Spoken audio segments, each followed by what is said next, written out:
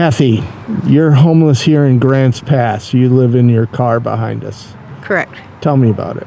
I've been living in my car for approximately about 6 years. I gave up my home to bring my dad home from a nursing home, and unfortunately, he only made it a month, and I've been homeless ever since. Trying to find a place is just about impossible to the point where you kind of give up. And you said you had Section 8, but you couldn't find a place. Yeah, I had Section 8, and I had a home I'd been in for almost 6 years that I gave up, like I said, to bring my dad home. I didn't have any idea that he'd be passing so soon.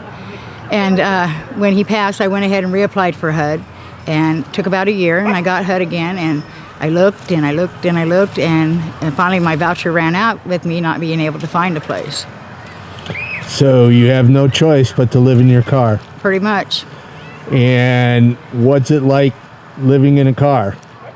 For me, it's kind of scary. I'm almost 67 years old, almost deaf. I have a dog with me now because I don't hear, to let me know if somebody's approaching the car, because I've had one of my daughters hurt out here already.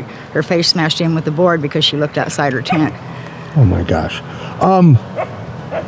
That was your daughter. Yeah. We interviewed her. Mm-hmm. She's in a documentary. Yep. I don't know if you saw that. No, I didn't, but okay. I did know that you guys interviewed her. Or yeah. somebody had. Oh my gosh. A small world. Yeah. Oh my gosh. I'm so sorry.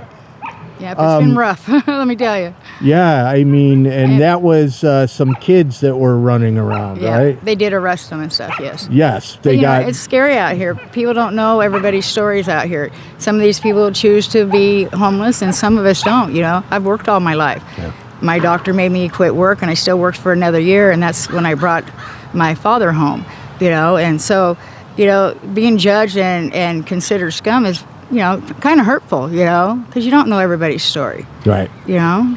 And you were saying that, you know, it used to be when you were homeless, you didn't mind saying it. But no, I wasn't embarrassed about it at all. Now, I read things on Facebook like, we need to get rid of the junkies in the park. Well, not all of us are drug users. I grant you, there is a lot of drug users out here, but not all of us are. Some of these people out here actually have jobs, you know, but the hot water's been turned off at the parks that used to have it.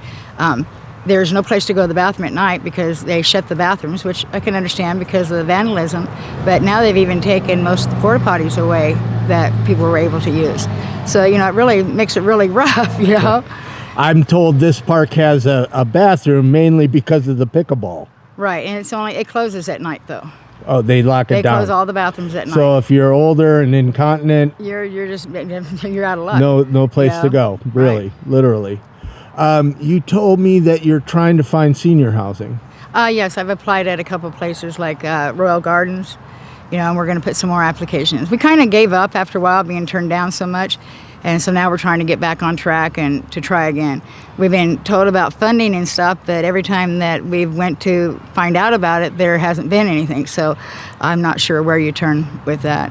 Now, how long have you been here in Grants Pass? I've been here since '93.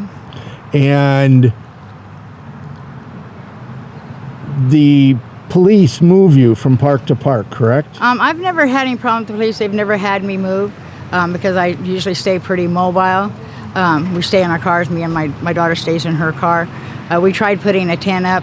My hands are disabled, so for me, having to pack up and take it down every day, it's just too hard on me. So my car's little, and it's me and my big dog, but my dog's my protection. That's the only... I mean, you can't sleep with the windows up in this hot weather. Right. And I don't hear anything. There was a guy arrested out here last night next to my car. I never heard anything, and I was awake. Wow. So, yeah, it's kind of scary. Right. Yeah. Right. Homelessness is scary. And your daughter is out here in her truck. Yes, she's disabled and in her car. So you guys are traveling together. Yeah. I mean, we always make sure we park by each other for safety reasons. My daughter, that's my other daughter, she's been hurt out here a couple of times. It's kind of personal, so I won't get into that. Nothing was done about it. We almost lost her 2 years ago. When I got her to the hospital, they told me that she was dying to get her family. But she pulled through. We're not sure what happened. We believe that somebody drugged her with something. They're not sure. They called in a lot of people, but we never did find out. Right. But she's safe now, so... Right. What would you want people to know about homelessness that they probably don't know? That for a lot of us, we don't choose to live this way. You know, it's not pleasant. It's not fun. It's hard, and especially if you're disabled or older. That people judging everybody because of the ones that are terrible, it's really not fair. All of us aren't like that. You know, Right. Some of us work, some of us have jobs, you know, just trying to stay afloat and to save money to get a place. Right. But it's not cheap to live out here because you're not allowed to cook in the parks. You're not allowed to have propane heaters in the park.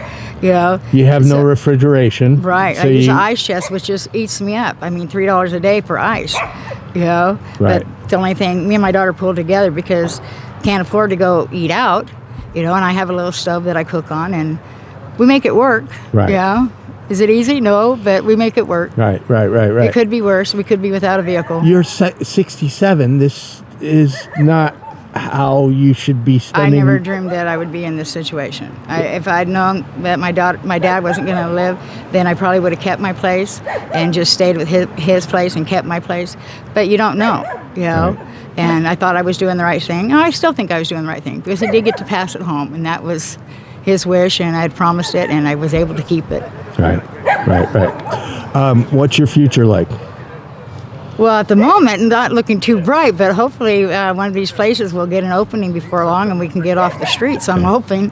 I don't know if I can make it another winter. You know, I've ended up with a blood infection from being out here from a little tiny scratch. That almost cost me my life 2 years ago. So now I'm afraid to go near the rivers, you know, but I'm just hoping that it gets better. I don't want to say it can't get any worse because it can. I could lose my car, my dog. I mean, you know. Yeah. I'm hoping to be in a home before winter.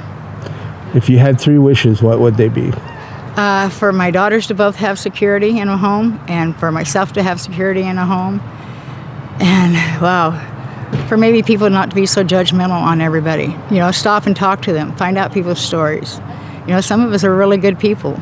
You know, I've done speeches before the Rotary Club, Chamber of Commerce years ago, and, you know, I've worked all my life. I'm not a bad person, you know, not at all. Well, thank you very much for talking to me. You're welcome.